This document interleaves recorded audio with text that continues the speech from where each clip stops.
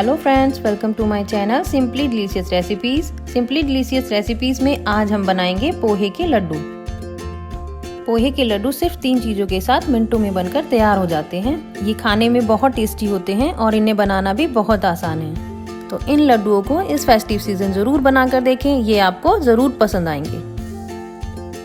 अगर आपने अभी तक मेरे चैनल को सब्सक्राइब नहीं किया है तो प्लीज़ सब्सक्राइब करें और बेल आइकन दबाना ना भूलें।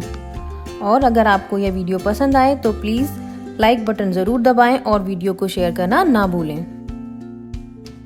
तो चलिए अब पोहे के लड्डू बनाना स्टार्ट करते हैं।